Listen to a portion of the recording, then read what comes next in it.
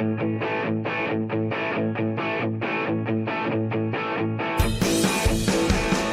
tuned in to the Foxboro BeatCast, a podcast for Patriots fans by Patriots fans. And here's your host, Kaleb McChesney.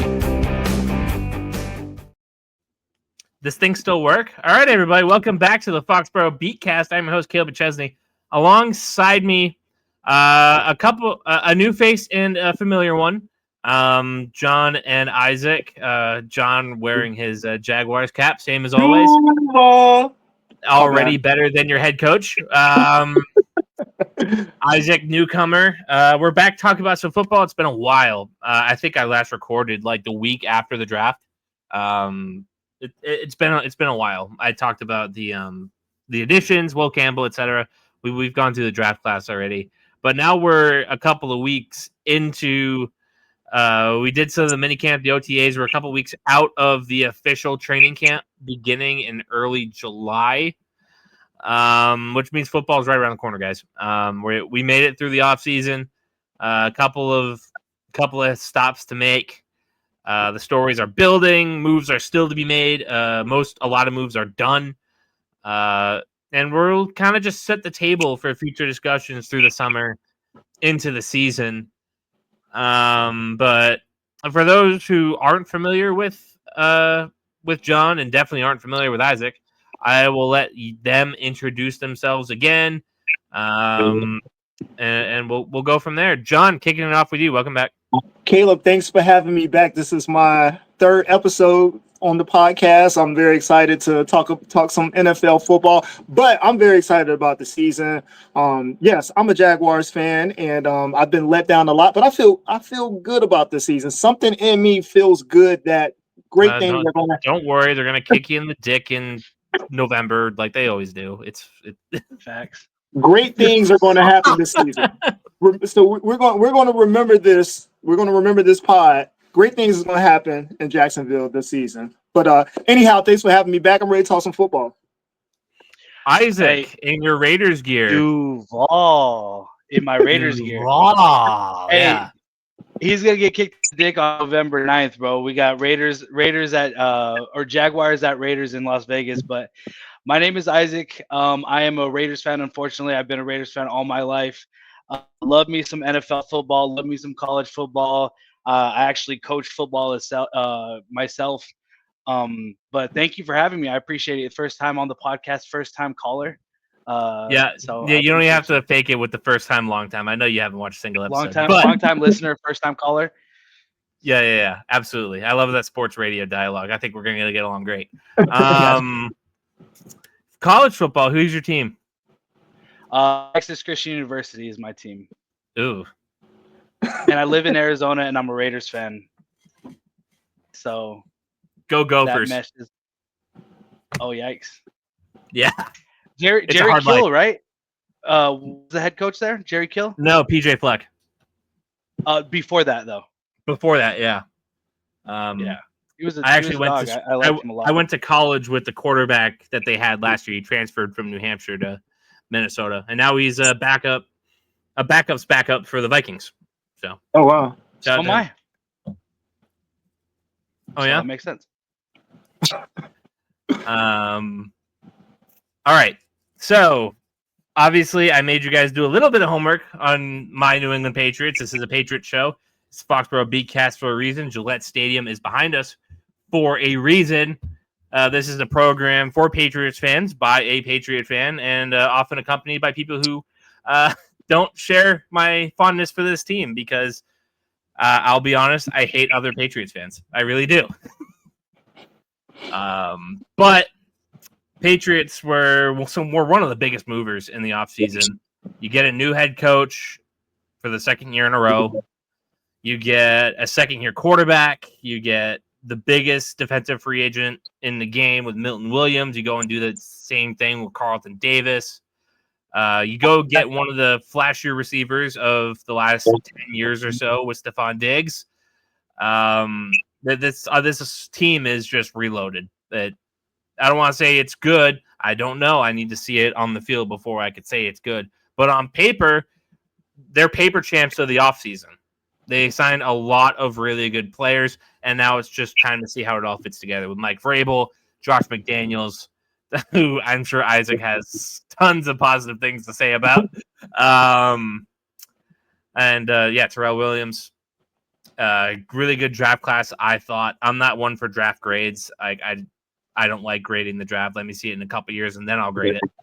But offensive heavy, your first 3 picks, tackle, running back, receiver, Will Campbell, Travion Henderson, and Kyle Williams, all doing their fair share in camp. I think there's definitely reason to be optimistic about this team. You look at the schedule, it's really soft. You get a lot of junkers at home.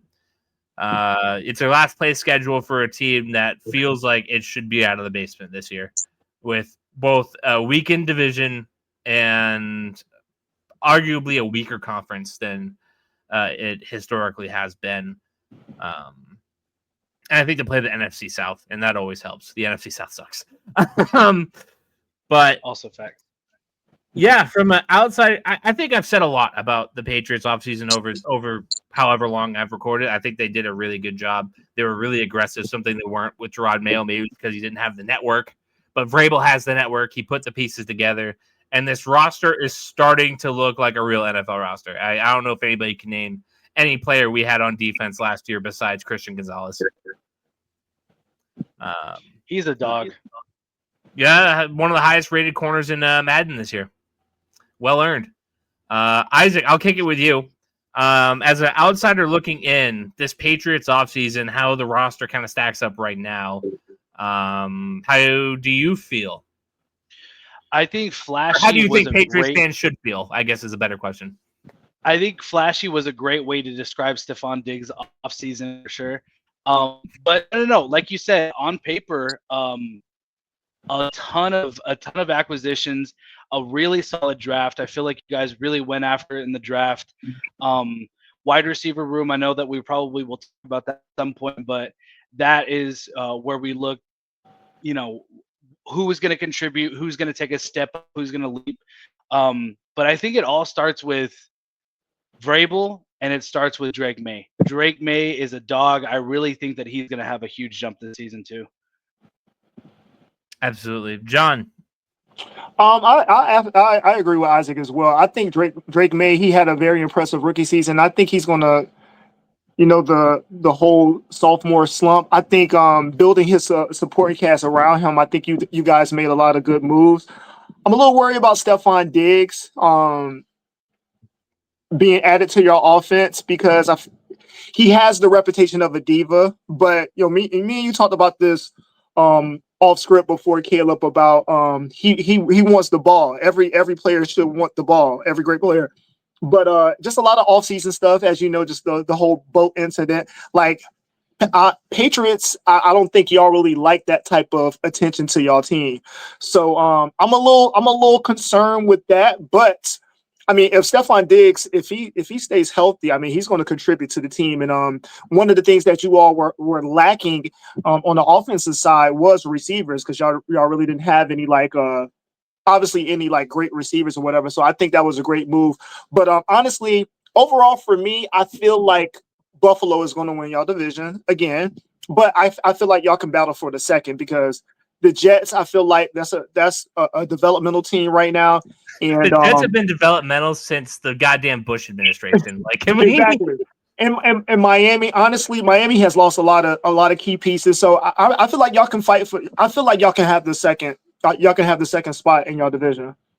Yeah, let's just jump right into the wide receiver room. You guys hammered on Diggs, the Diggs point. We hammered on the receiver room last year. This year, you come in a couple of new pieces. You got Stephon Diggs, obviously, a little bit wishy-washy on if he's going to be around for week 1 or not, as far as health. After that, Matt Collins, who we got. Isaac, you should be pretty familiar with him. He had a career year with the Raiders with McDaniels, ironically enough. Mr. No Shoes, absolutely. Yeah. And then after that, you got Kendrick Bourne, a proven NFL receiver. Maybe his best years are behind him, and then a lot of question marks. It's it's a lot of bodies, but not a lot of guys. Demario Douglas, hit or miss. A lot of people love him. I'm lukewarm on him. He was the best receiver in the room last year, but like that's not a high bar to cross. Kayshon Boutte, I think, is kind of a one-trick pony as a receiver. Javon Baker, a head case who was supposed to have all the talent in the world, and he just kind of stinks. He can't get on the field. Jalen Polk, Mr. Best Hands in the NFL, can't catch a pass, can't get open, looks lost on tape. He got lost in the Alex Van Pelt offense. I'm really concerned for how he's going to run in a Josh McDaniels offense. And then there's obviously everybody's favorite little white dude flavor of the year, Efton Chisholm III, lighting up training camp so far with his scrappy little slot wide receiver routes. He's going to be a fan favorite as soon as the cameras come on. This is by far the number one position that I'm concerned with. Like that's the need that hasn't been filled yet is that receiver room being truly uplifted. If Stephon Diggs was the Stephon Diggs that he was in Buffalo, or even if he was what he was in Houston, just less crowded. I think Houston was a crowded wide receiver room. Nico Collins, Tank Dell before he got hurt. Crowded room for sure. I'm willing to give him the benefit of the doubt. Maybe he played well, but there was just other mouths to feed. And then he popped his ACL halfway through the year. So, listen, if he's Stephon Diggs in Buffalo, we probably got a good room that complements him. But I think it's safe to assume he won't be, given he's 32, coming off of a torn ACL. So, where does that help come from? You have your tight end group that always counts as a receiving position. Hunter Henry is a dog. I love him. Austin Hooper, great as a tight end too. And then you added Travion Henderson in the offseason, who was probably the best receiving back in college football last year. I don't think that's too big of a stretch.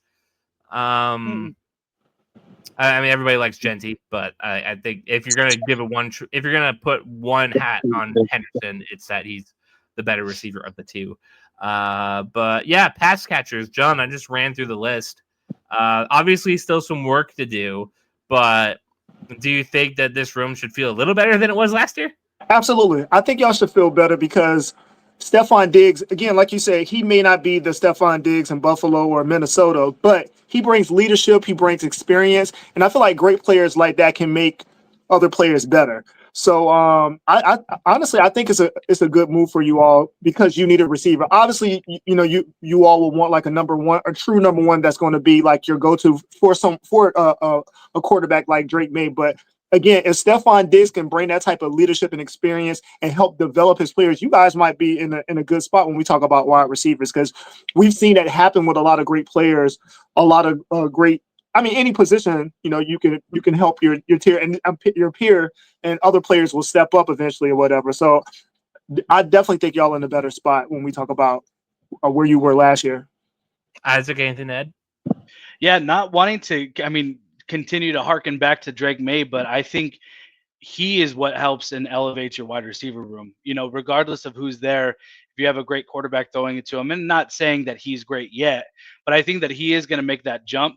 I thought Paul was going to be like the dude last season. I was not like a guy coming out. I was very lukewarm on that take, on that pick. Yeah, no, I mean, I feel like there was, you have the wide receiver room that's going to be just good enough.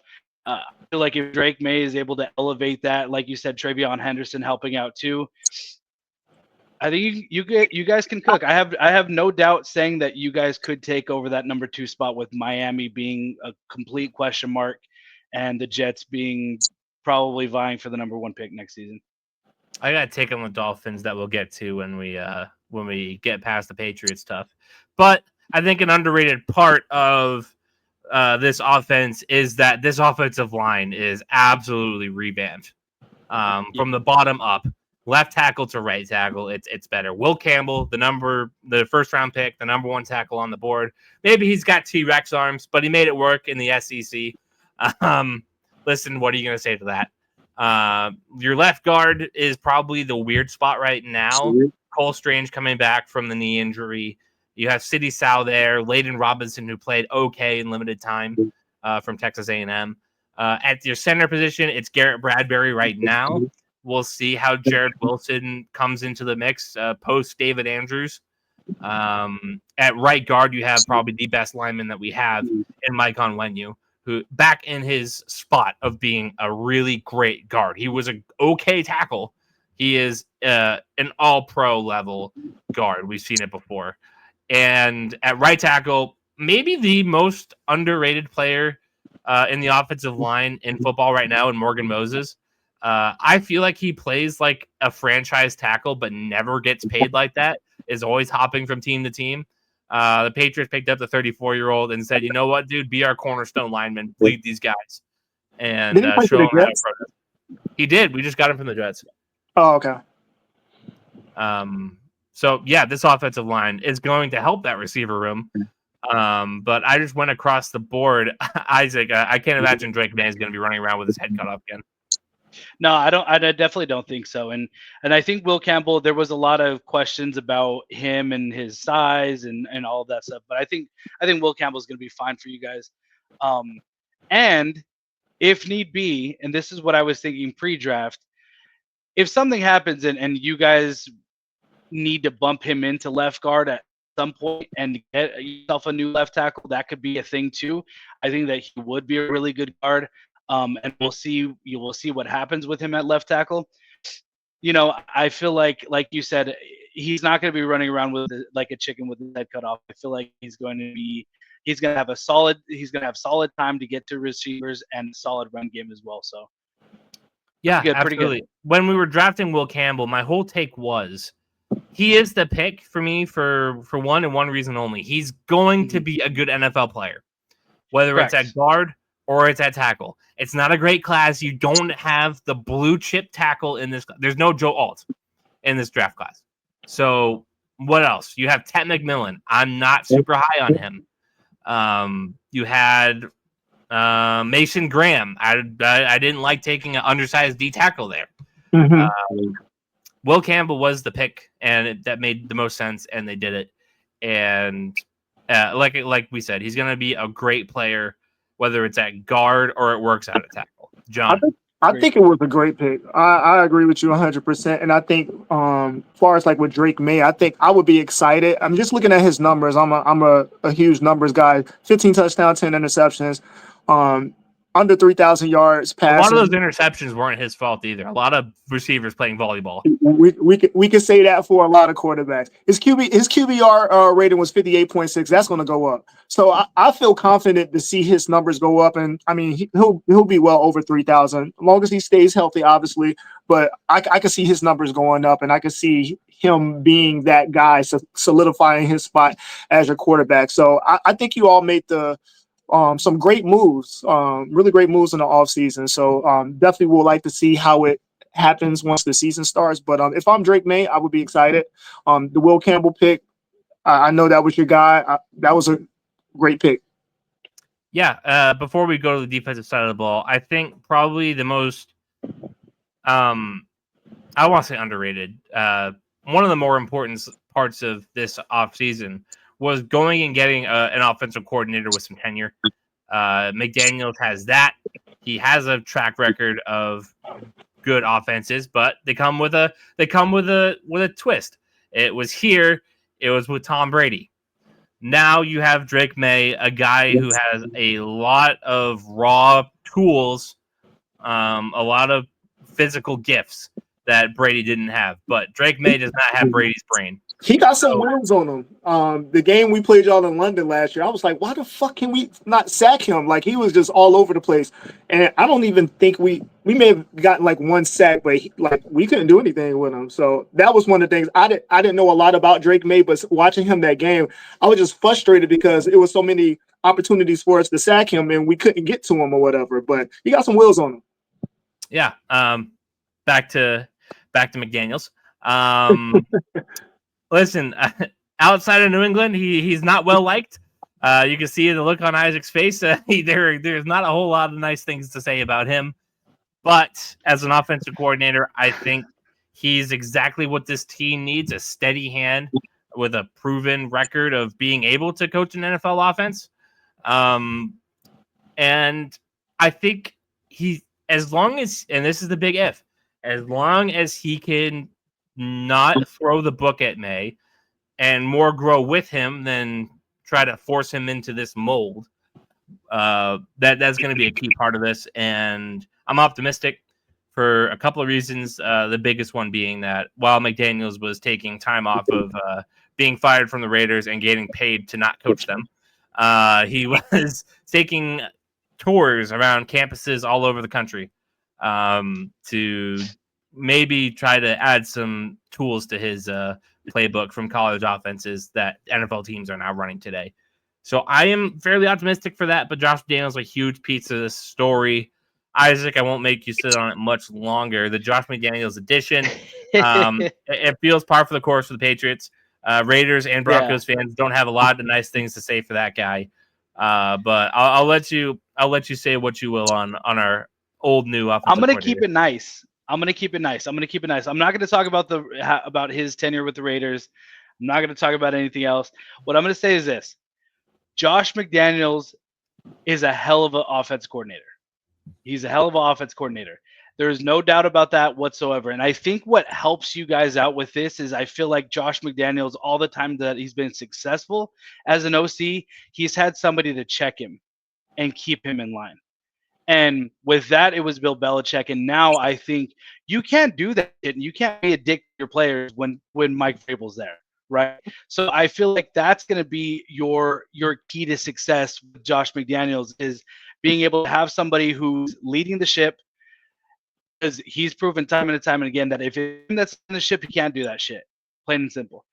But within that structure of a good head coach with keeping him in that box, just being offensive coordinator, I think he's going to be fine, and I think he is going to be good with Drake May as well, and the weapons that you guys have. So I kept it positive. I'm not going to say shit about Josh McDaniels with the Raiders because I don't have really anything nice to say, but we're still trying to fix that mess. Yeah, still you got the guy that gave Josh McDaniels 2 NFL head coaching jobs as your owner now. So, John, anything to add as I catch you mid-sip? I don't know. I get a vibe from Josh McDaniels that players don't respect him. Like he's a dick to his players. I just always get that vibe because as a head coach, so I'm gonna start with the positive. He's a great offensive coordinator. Like he's proven that, especially under Belichick or whatever. And I think he will, still be a great offensive coordinator in your organization now. But as a head coach, everybody can't be a head coach. I think that ceiling was too high for him. But you're about to know that reality too well. Keep going. But again, just the vibe that I've always got for Josh McDaniels, like he has a very punchable face, but also I just feel like players don't really respect him, and I could be wrong, but I just always got that vibe from him. But we'll see. Can I interject there? Coming from somebody who is a coach, right? I've been around people. You do not have a punchable face, Isaac. I'll promise. No, I promise you that. I try not to be. I try to lotion my face and all that stuff and keep my stuff all clean. Yeah. But what I'll say is, players respect coaches that know their shit, regardless of if their approach is different, regardless of if they're mean to the players, if they're too abrupt with the players, all of that stuff. Players respect coaches that know their shit. So at the end of the day, I feel like he will have that respect level because, like we said, he's a hell of an offensive coordinator. McDaniels knows football. He just doesn't know people. He absolutely knows his shit. So that garners respect itself. If somebody's yelling at my face, he knows what I'm talking about. He's been doing this for a long time. I don't know how many rings he has, but he has a lot of rings to freaking show for it too.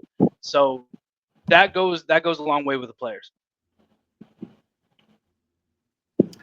That's the offensive side of the ball. Obviously, that's the key to this whole puzzle is getting this right. This offense hasn't been right since Mac Jones' rookie year, and how much of that was inflated by a really easy schedule. You know what I mean? Mm-hmm. Catch a lot of teams at the right times. You go 10-7, and you lose in the wild card round, get your doors blown off, and that's the last time you were in the playoffs. You haven't won a playoff game since February 2019. So, damn, it's been that long? Yep, it was a Super Bowl 53. That was our last playoff win. Damn. Let's move to the defense. An underrated part of this offseason that I feel like doesn't get enough credit is that this Patriots defense improved at every level. And we'll go right through it. Milton Williams, Kyrish Tonga, Christian Barmore, that's your starting D-line. You got a D-end, a nose tackle, and another D-end coming back from blood clots. That's addition from coming back from injury. Those three guys are going to give the offensive lines around the league hell. And then you have Joshua Farmer, who we drafted in the third round, I believe, out of Florida State, who I didn't know too much of, but everybody says, dude's a stud. Dude can play.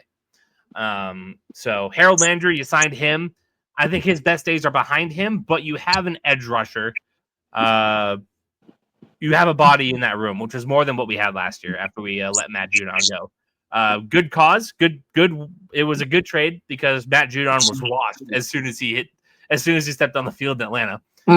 Still a free agent for a good reason. But you get Harold Landry, and then you have Keion White, who everybody is kind of hoping with good coaching can break out. He had some flashes his rookie year. Last year was a disaster. Year 3 with proper coaching, with Mike Vrabel getting his hands on him, can we get something out of this athletic freak? After that, Robert Spillane, really underrated get. Isaac, you're nodding your head. You're a Raiders guy. Robert Spillane, what can you tell us about him? If there was one guy that we kept this offseason outside of Trevon Merrick, TCU legend, Robert Spillane was the dude. You're gonna get somebody who is nose as hell. He will stick his nose into everything. He's a sure tackler, but you're getting somebody who's also super, super underrated in covering his hook girl. He's really good in coverage.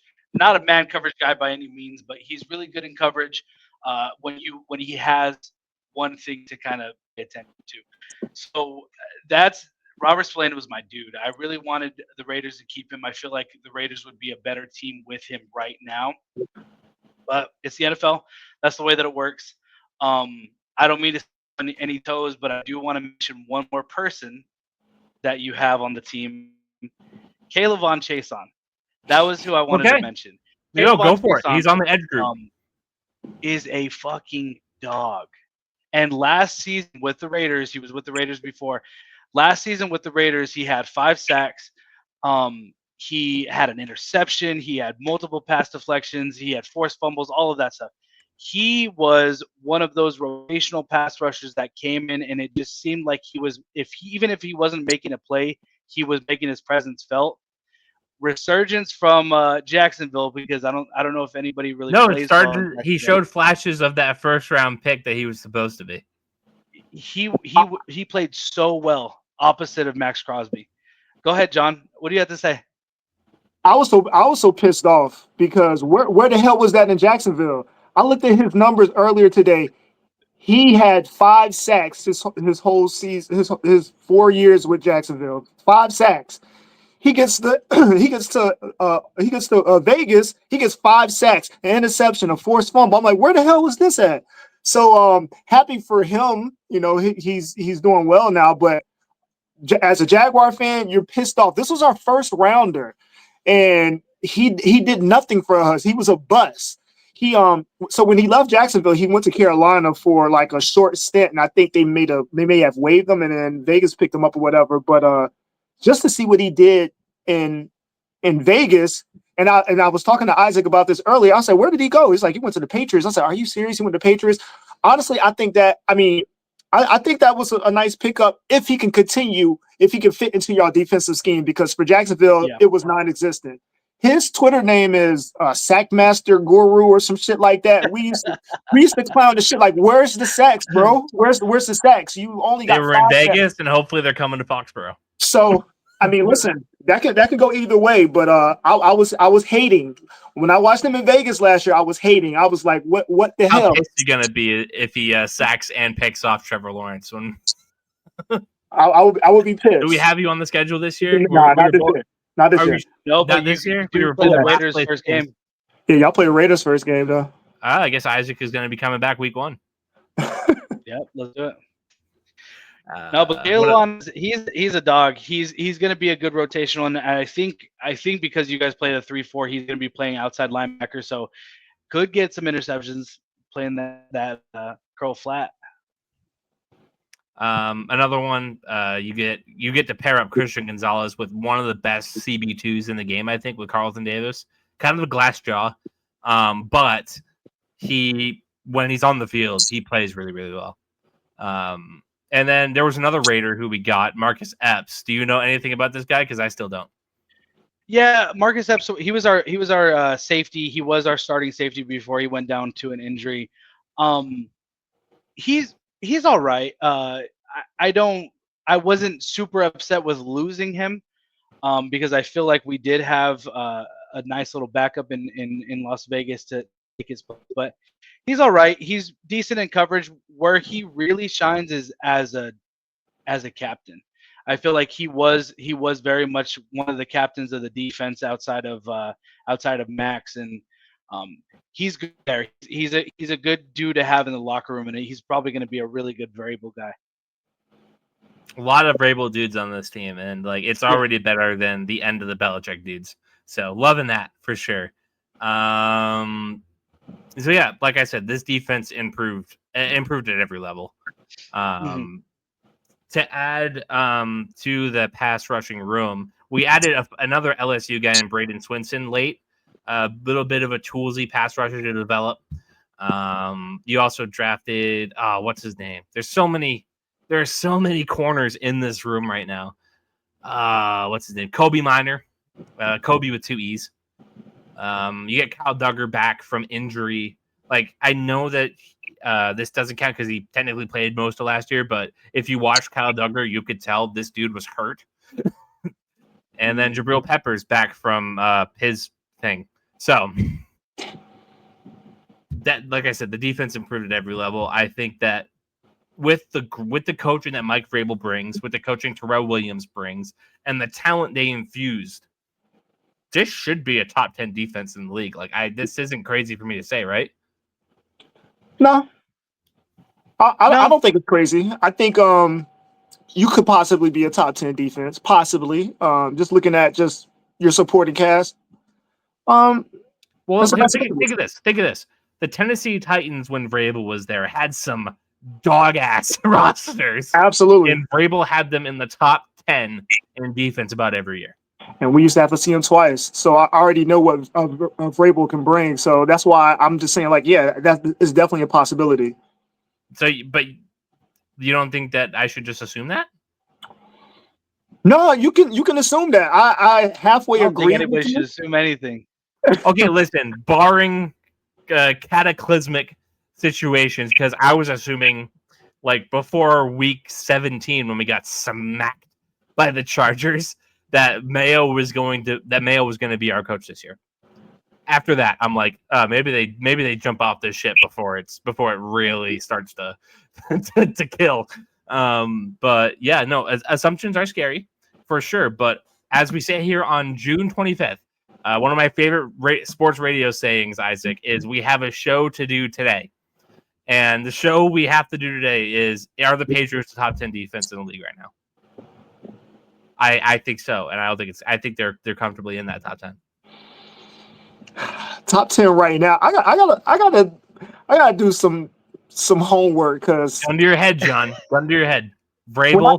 When I think of top 10 defenses right now, the Patriots, you built your case, but when I think about top 10 defense, I'm not thinking about the Patriots. But it's a possibility. If I look at all the teams and I kind of just scan like a lot of the teams around the league, it's a possibility, but I don't think right now Patriots being top 10. Isaac, between the coaching of Mike Vrabel and the talent we've brought in, is this a top 10 defense?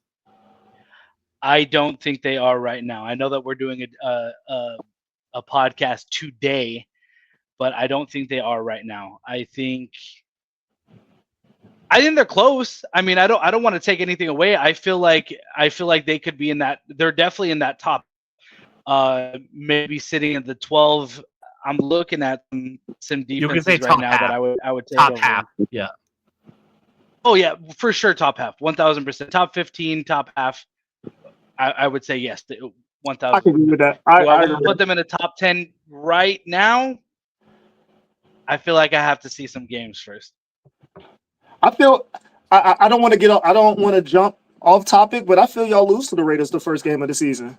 Jeez, dude.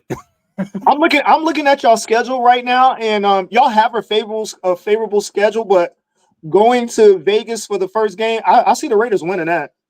It should be in. I think it's in Foxboro, in New England. Yeah. Oh, my fault. My fault. Yeah, I do see it now. It's in Foxboro. I still see the Raiders winning that. I don't know if even Isaac would say that. I don't know if I would say that either. I feel like both teams are actually pretty. I feel like the pieces that we have on our team are a little bit better, but I feel like yours are consistent across the board. No, your high end talent definitely beats ours in the sense of like Genty, Bowers, Crosby. After, I don't want to say after that, like I don't want to dismiss a bunch of players, but you know what I mean? After like their first top 6 players. I don't know about that. I can't name. Ask me. I could try to name as many Raiders as I can. I don't know if I could do it after 10. I mean, your boy Jacoby Myers. Jacoby Myers is a fine little player. Yeah, He's a fine little player. Wow, crazy. Wow. Robert Spillane is a fine little player. Listen, he would have been our wide receiver 1 if Bill Belichick wasn't like down bad with a 22-year-old. I would venture to say he would be your wide receiver 1 today if he was on. If he was on. Tell me how Stephon Diggs is. He's on a boat. No, yeah, for sure. If Stephon Diggs is right fine, then no. If he's not, then yeah, it's probably a little closer. That just goes to show how tough our wide receiver room is right now. That being said, Jacoby Myers isn't Jacoby Myers is a tier B receiver. Like he's not tier S, he's not tier A. He's comfortably in tier B. I agree. Yeah, I agree. I know we're not talking. I know we're not talking about schedule predictions, but again, looking at your schedule right now, it's soft. It's so soft. The first 4 games, like I said, I feel like that will be a close game. I'm leaning towards the Raiders. The spread is 3.5 for the Patriots. But I could see y'all be in Miami. Y'all go to Miami. The second game. Listen, you won't have us beat the Raiders at home, but you'll have us beat Miami in Miami, where we haven't won since like. Oh damn! I forgot. Trump administration. Yeah, I forgot. I got to do my homework on that. I just don't believe in Miami, but again, the history behind it might be since the Obama administration we haven't won there. Damn. Y'all got Pittsburgh. Y'all got Pittsburgh week 3. I think y'all could beat Pittsburgh. Carolina. Win. That happened the week after. That's a W. But then after that, you play Buffalo. L. You want me to keep going? Sure. You got the Saints. Win. You got the Saints at home. Then Vrabel goes back to Tennessee. Win. Then y'all have Cleveland. Win. Then y'all have Atlanta. Win. Then y'all have Tampa Bay. Loss. Big loss. Then y'all have your first primetime game. Y'all play the Jets. Win. Then y'all play Cincinnati in Cincinnati. Loss. It's not in September. Then you have the Giants. Win. Sunday night game in New Jersey. They have us playing the Giants on Sunday night. What the fuck? Oh, I'm sorry. It's a Monday night game. Hey, that game is gonna get flexed. Still, who booked this shit? Y'all Sunday night. Let me go back real quick. Y'all Sunday night game is against Cincinnati in Cincinnati. Okay. Then y'all play the Giants away. Then y'all play Buffalo again. Loss. Buffalo sweeping y'all. So you think Buffalo's okay? Yeah. All right. Then y'all have Baltimore. Loss. At Baltimore.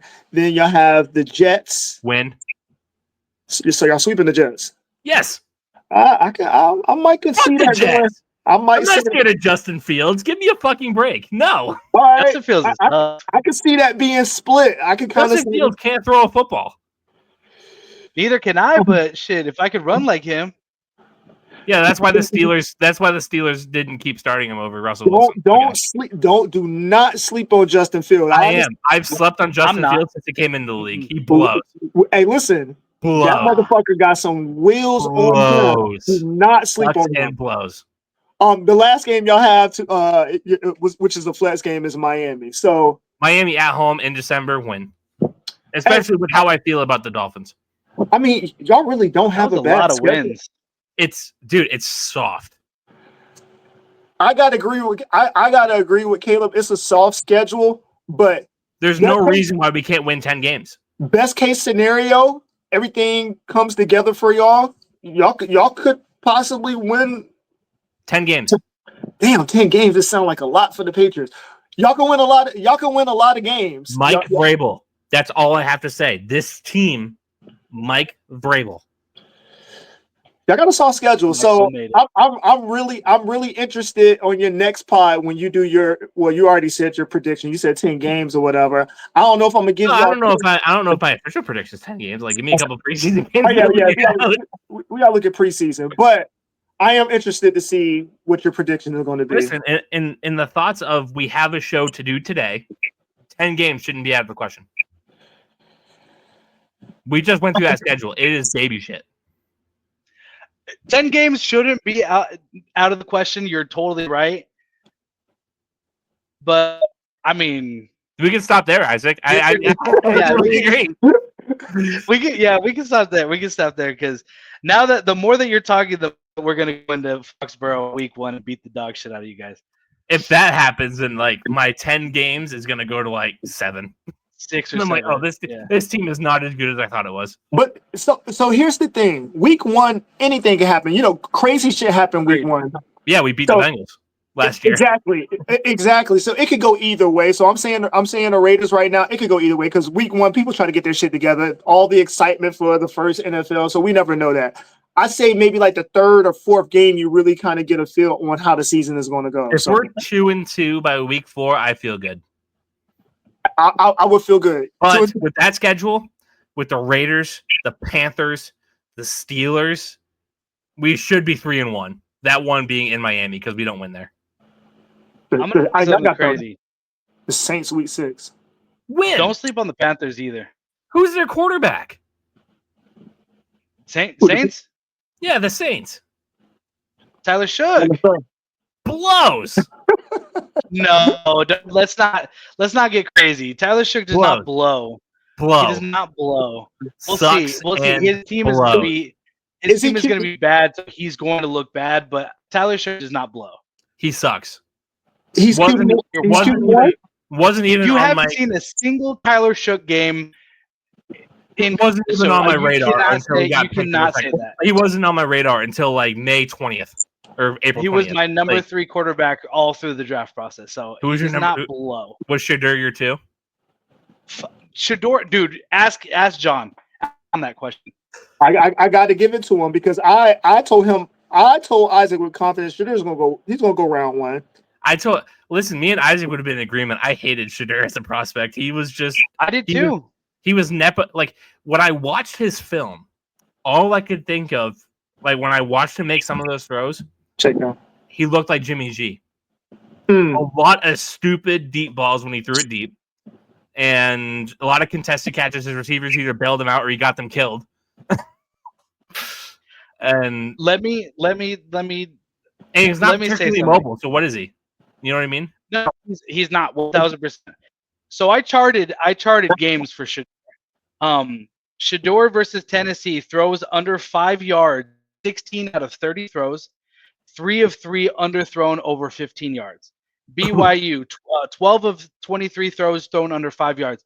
Check. His accuracy was excellent because a lot of his throws, more than half of his throws per game, were under 5 yards. And they weren't even like real passing plays. It was like design screens and hitch routes, RPOs, shit like that. Like they weren't real conventional passing plays. I was not a Shedeur Sanders guy. Same. I said he was going to drop far. I didn't John? think he was going to. I thought a team was going to be stupid. I didn't think he was good, but I thought a team would be stupid. I didn't think he was going to drop all the way to the 5th round. That was actually surprising. That was a shock. That was a shock for me. That was a shock. I would have, like, if you asked me to grade him honestly, I had him as probably a mid-round prospect. Like, I don't think he was very good. I thought he was going to go first round. Third. I hate to say this while the microphone is on, but I liked Kyle McCord better, honestly. I did too. Isaac, how do you feel about a full-time position here on the BeatCast? You agree with me too much. You agree with me too much. I had Kyle McCord above him. So my top 5 was Cam Ward, Dart, Shook, Kyle McCord, Shedeur, Will Howard. I like Will Howard too. I did too. All right. So we did 45 minutes of Patriots talk. Very good, boys. I think it's time to open Pandora's box. I think it's time to break open the chains, let things rip. We'll see how things go for the next hour and a half. We'll see what happens. Let's play a little bit of hot potato popcorn reading. Somebody bring something to the table, and we'll go from there. I will start, and you guys will get the vibe. Aaron Rodgers is in Pittsburgh now. Kind of the worst kept secret in the NFL for such a long time. Finally gets that deal done in training camp. Isaac, how do you feel about it? How do you think it's going to go? Are you over the Aaron Rodgers experience? Just kind of let it all out there.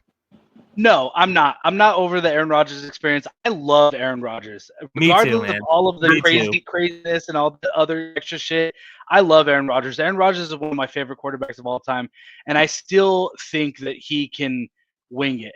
There was a quote that I heard a couple of weeks ago, or maybe last week or something. Mike Tomlin was like, hey, we've had some quarterbacks come through here, but I've never heard the ball go through the air like I heard with Aaron. So he's still got it. He's going to be fine. The thing that I wanted to do, and since you said open up Pandora's box, I wanted to talk about this with Aaron Rodgers. More so actually with Mike Tomlin. This smells weird, doesn't it? Doesn't this all kind of, with Aaron Rodgers going to Pittsburgh, doesn't it kind of like stink a little bit of something that Pittsburgh would never usually do? Right? Like they would never go to another quarterback or bring in a quarterback like that. They never trade for wide receivers. Doesn't this all kind of smell like Mike Tomlin is a little desperate a little bit? You know what I'm saying? I'll respond quickly, and then I'll throw it to you, John, because I don't want to forget this thought. It's Aaron Rodgers. So ignoring the DK Metcalf thing, because you're right. Them trading for DK Metcalf was out of left field for them. But I'll tell you why Aaron Rodgers is kind of the perfect Steeler quarterback. The Steelers aren't a team that prioritizes that position, obviously. They haven't in many, many years. They sat and waited until June. Aaron Rodgers, I might play. I might not. We'll see. They were perfectly uncommitted. They were so uncommitted to football as far as the quarterback position and Rodgers actually playing it, that this was a perfect marriage. Is that both teams don't really care. They were like, oh, you want to come play? We'll have you whenever you want, because we're not really in a rush either. And that's kind of exactly what happened. So in that sense, I feel like Rodgers is the perfect Steeler, but everything surrounding that, I would agree, is very un-Steeler like, John. I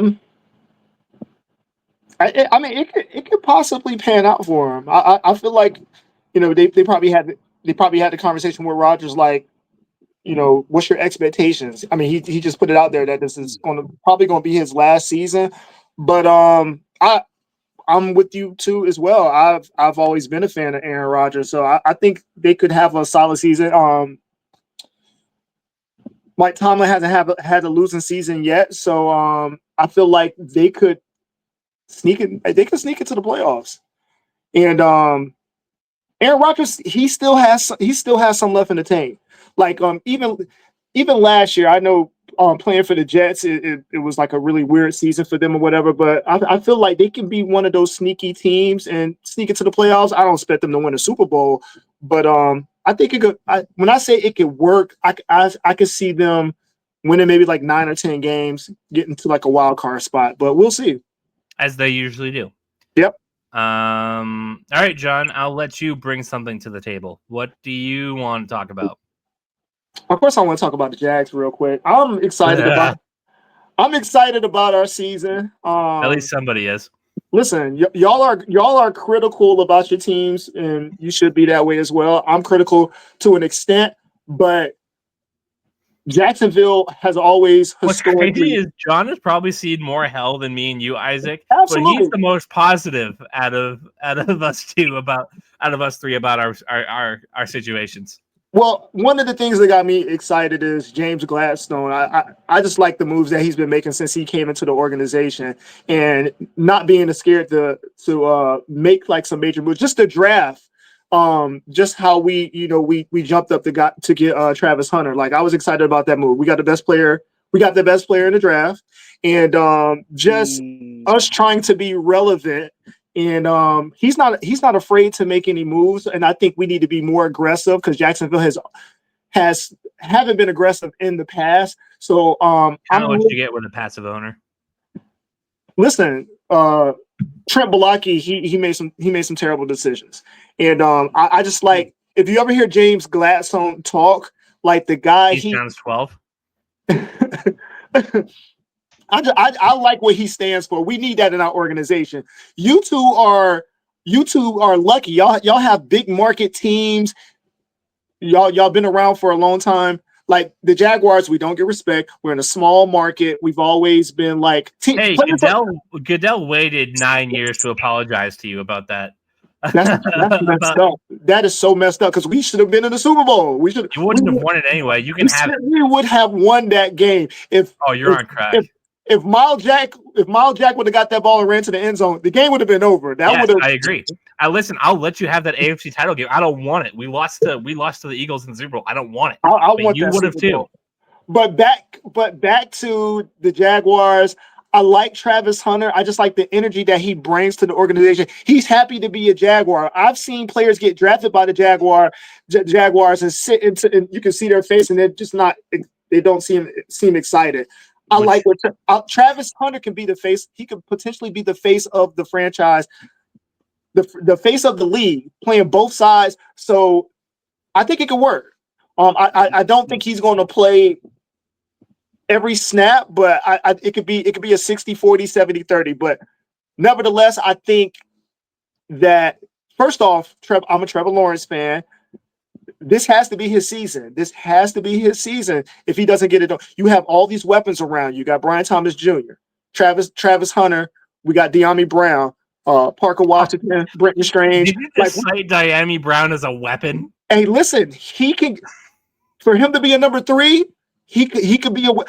You're laughing, but people was laughing when we got Christian Kirk. They was like, "Oh, Christian Kirk, y'all paid so much for Christian we didn't make fun of you because you got Christian Kirk. We made fun of you because you paid him like he was Devontae Adams." But you saw what Christian Kirk did his first season for us. And he wasn't Devontae Adams. He wasn't Devontae Adams, but he was a major contributor to our offense, and we went to the divisional championship. And then you paid Gabe Davis like he was Deebo Samuel. Yeah, that was horrible. But nevertheless, let me keep my excitement for Jacksonville. I'm going to be optimistic. Do I think we're going to go to the playoffs? Possibly. No. Because our division is wide. Our division is wide open. Our biggest barrier in our division right now is the Houston Texans. Other than that, I don't believe in the Colts. I definitely don't believe in the Titans. So I'm going to be optimistic. If we can get over the hump, things work out on paper, we can win the division. We can possibly win the division. I'm not saying we're going to win it, but we could possibly win the division if things work out for us. If Trevor Lawrence hasn't had his season win that yet. division, and Trevor Lawrence could be the most mediocre version of Trevor Lawrence that he's been, honestly. This could possibly be the Trevor Lawrence that we've been, the generational talent. This could possibly be that season that we've been waiting on. Is this when he breaks the chain statistically him and Daniel Jones have? He's gonna surpass that shit this season. He would have last year, but he got hurt. However, Trevor Lawrence could potentially have a 30-plus touchdown season, 4,000 yards, if things work out for him on offense. He stays healthy. Things work out on paper. So anyhow, I'm not going to go down this tangent about the Jaguars. I'm just excited about the season, but I'm excited every season, and I get let down. But I feel good about the season, and I'm gonna end it at that. You say end it, but there's also the rebuttal period of this. Isaac, do you want to talk about the Jaguars? Listen, I think, first off, no Christian Kirk slander ever. Saguaro legend, Arizona high school football legend. So no Kirk slander ever. But Trevor Lawrence is going to be fine. I feel like Trevor Lawrence is going to be good. I think that we're going to see like fine, like Trevor Lawrence has been fine since he was drafted, or Trevor Lawrence is a good quarterback. He's a good quarterback. I wouldn't put Trevor Lawrence down like that. He is a good quarterback. He's not. And nowhere near way, shape, or form Daniel Jones is asked. No, listen, I just threw it out there that they're statistically the same quarterback. I'm just throwing it out there. Win-loss record, like stats only say so much because the eye test says way different. And listen, John said he was the big stats guy. I was just giving him the stats. Sometimes stats don't tell the whole story, but go ahead, Isaac. You said you were a stat head. You wanted to throw Drake May's interceptions at him. I'll throw Trevor Lawrence being Daniel Jones at you. You're talking about John getting over hump. I think the Texans are a really hard hump to get over. But outside of that, you're not wrong. I don't know if the Colts know what the hell is going on at quarterback. I don't know if Anthony Richardson. You don't mess with the shoulder. They think that he's going to be ready for training camp in a couple weeks. You don't mess with the shoulder. Shoulders will jack you up for it's the second time he's second time. It's the second time. Exactly. And the Tennessee, I think they're all going to be fighting the Jets for who's going to have the number 1 pick next year. So, I don't think it's out of the realm of possibility that the Jags win 7, 8, 9 games. I don't think they're going to have enough to win or to get a playoff game getting second in that division. I don't know if that's going to be a thing. But you never know. Houston's tough. Houston's going to be tough. CJ Stroud's not going to be the CJ Stroud that we saw last season. No, right. So, CJ Stroud might be dead the way they protected him this year or this offseason. And he lost Tunsil. Yeah, you get rid of Tunsil, you get rid of Kenyon Green, who kind of sucked, but was a body in the room. I don't know if they've replaced that. I think Shaq Mason retired. Like that, like half that offensive line's gone. Was he a Patriot? He was a Patriot, right? Shaq Mason was, yeah, won a couple Super Bowls. Texans, yeah. I remember I loved him coming out. Oh yeah. I think he was a George guy. Yeah. Ooh. This line's not great. Cam Robinson at left tackle, Laken Tomlinson at left guard, Jake Andrews at center. Jake Andrews, a reject of the Patriots. Titus Howard and Blake Fisher. But they got my boy Ariante Ursary from Minnesota in the second round, who I liked. He was a very raw pass protector. He's got to build that up. But this offensive line's not good. CJ Stroud might die. And in that case, the Jags could win that division going 7-10. Like this, remember the Seahawks that one year where optimism, John? The Seahawks that one year where they won 7 games and then they went to the playoffs and then had the Eastquake. Remember that? Yeah, the Panthers going 7-8-1 and then getting the Cardinals in the first round. Yeah. When Carson Palmer tore his ACL. Damn, rest in peace, Carson Palmer. Raiders legend Carson Palmer. Oh, fuck Carson Palmer. Isaac, what do you want to talk about? I mean, I would listen. Every year I go into Raiders football optimistic. Past couple years, probably not. This year is this year feels different. 1000%. When I listen to head coach talk, when I listen to the team talk, when I listen to the GM talk, it feels different. Do I think that we're going to take this huge leap this year? No, I don't necessarily think that we will. Do I think that we can win 7-8 games? I do. Our schedule is tough. So we're gonna have to be. The division alone would be tough. But the thing is, too, I feel like we're going to have a fucking scrappy team. You know what I'm saying? Like, we're going to be a team that is in it every single game, similar to the Cardinals last season, where it's just like they don't die, they don't go away. I feel like the Raiders are going to be that. And it's going to be one of those seasons where you see a lot of single-digit losses, lost by 2, lost by 3. And then next year is going to be a year where we can make it over the hump. So I'm optimistic about that. I just want to see my team function like a fully functioning organization for the first time ever, because I've literally never seen it. I've never seen it. You weren't around when the Raiders won the Super Bowl back when? Yeah, no, I was, but I still don't think that we were super fully functional that back then either. So, I've never seen it. I've never seen a team that's organized from the top to bottom.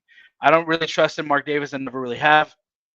But with other people that are there in that room helping him and guiding him along, I think that we can make some noise. I'm a huge fan of Geno Smith. I always have been. I always wanted to see him take a leap, and I feel like he finally has. So, and God, Pete Carroll's so good.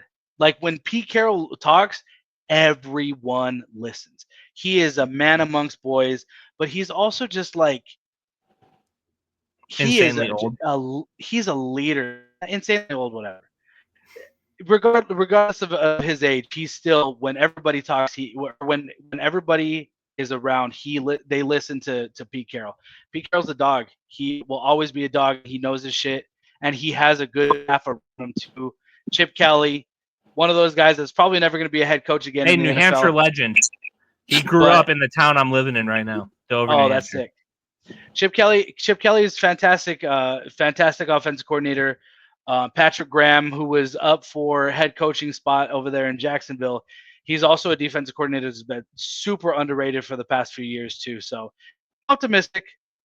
I always pump the brakes with the Raiders, but I'm very optimistic. I'm actually going to watch games this season. Like I said, it's not a deep roster, but the high-end talent is certainly there. And if you can hone that in just enough, that's enough for a scrappy team. And then you hope that the Denver Broncos take a step back. Bo Nix isn't as good as everybody thought he was. That kind of thing. Or the Chargers charger it up. I don't know how much I believe in that with John Harbaugh in the building now, but we'll see. And there's obviously the Chiefs who have kind of a thing where, like, I'm not going to pick against them until I see it. So it's a loaded division. It's hard. If you win 7 games, I think that's a huge win. Like if you don't have a losing record in your division, I feel like that's huge. I think that we can. I think that we could split it. I feel like we always play the Chiefs really tough. Regardless, you're the only team in that division record. I feel like that plays the Chiefs really tough consistently. Yeah, no, I agree. We always play. Very rare that we lose to the Broncos. Last year was the last time that we got swept by the Broncos since like Peyton Manning era. So we were on like an 8-9 win streak against the Broncos. You probably had Terrell Pryor at quarterback back when that happened. Like, hey, shout out to Terrell Pryor. He was a dog too. Fucking but looking Connor at the schedule, and Matt McGloin. Like I loved Matt McGloin. UFL legend, looking at baby. the schedule, it's hard. It's tough. Because of your division. You have 6 games that are hard. And then we play Washington week 3. That's gonna be a tough game. Bears after that, which is gonna, you'd never know how they're gonna play. Jags in week 9, that's gonna be an easy win. Cowboys, you have no idea how do the Cowboys function. You have no idea what you're gonna get with the Cowboys. Sometimes they're good, sometimes they look like dog shit. They might be dog shit this year. I don't like that Schottenheimer coach, whatever his name is, blows. Yeah. Don't know. Don't know what's going on with that. But yeah, optimistic. Slightly. John, you have anything to say about the Raiders? I kind of just stepped all over Isaac as he was talking. You were kind of the third wheel of that of that discussion. I like clear floor.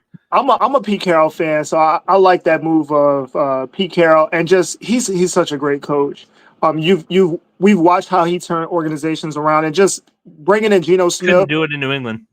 Couldn't do it in New England, but he did it in Seattle, and I think he has the possibility of doing it in the Raiders or making them a better team. But I like Pete Carroll, and I feel like it's going to be a lot of changes with their team in general. They have a lot of great talent on their team. Great might be a stretch, but they have a lot of good talent on their team.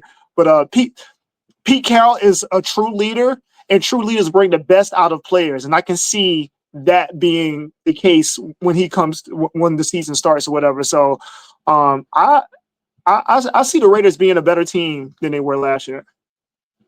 Like I said, we have a show to do today. We're not gonna get crucified for takes we had in goddamn June. Shit, I crucify people for takes they have in June. I crucified people for takes they have in January. So when the Raiders have like 3 wins, I'm gonna remember Carroll this. I'm has gonna a put you on disaster. We're gonna come back and we're gonna be like, dude, what the fuck were you on? I'll put you both on the TikTok edit. I promise you. With Max Crosby highlight films. Watch. Dude, I love Max Crosby. He's a beast. All right. I guess it's my time to put stuff on the table. I won't go with the ease route of my team because we spent 45 minutes on them. Who is the biggest wild card in the NFL right now? Whether that's team, that's coach, that's player. I'll go first. I think it's JJ McCarthy. He played for one training camp and a couple of snaps in a preseason game, tore his knee up, didn't see the field after that.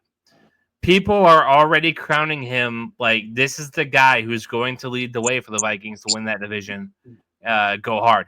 I think the Vikings on paper, if you took the quarterback out, if you look at the Vikings roster, their coaches, etc., that is my favorite team in this division without a shred of doubt in my mind. But that quarterback position, I don't know why people act like this is a surefire thing. McCarthy was good in college.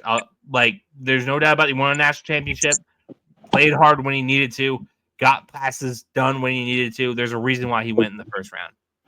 There's also a reason why Kaleb Williams, Jaden Daniels, Drake May, and even Michael Penix went ahead of him. And that's, I believe, because McCarthy's talent isn't quite up to snuff with the S tier of that group or even Michael Penix. I think he's closer to Michael Penix than he is Drake May or Jaden Daniels or Kaleb Williams, however you had it in that order. I'm not a super fan. I think that what he's going to be is a much better version of Kirk Cousins, but Kirk Cousins nonetheless. Very efficient with the ball. He's not going to be as dumb as Kirk Cousins, throwing like game-ending checkdowns and game-ending interceptions. Like, I don't think he's going to be as chaotic. He's going to be more stable, and I think his physical talents are a little better. But I don't think much of him as a guy who raises the ceiling for a team. I think he's closer to Brock Purdy than he is Justin Herbert. You guys can comment on that and bring in your wild card, whoever. But I'm not a big JJ McCarthy fan, and with how good all of the quarterbacks looked that got drafted, like even Michael Penix looked pretty solid when he got in. What are the odds that all 6 or 7 first-round quarterbacks taken in that 2024 NFL draft are all good? Odds are against him. Yeah. Even if he's in the best position to succeed. That's a stupid rule to go off of. Vikings fans are going to kill me if they're watching for saying something like that. They're going to kill me for not just crowning JJ McCarthy as the man. I saw a world where maybe they should have considered not giving Darnold the contract Seattle did, but making an effort to keep him around. I think that was a great take. Once you brought up that topic and you mentioned McCarthy, I was like, damn, that's a really great take because if he's good, the Vikings are winning that division, and it's not a question in my mind.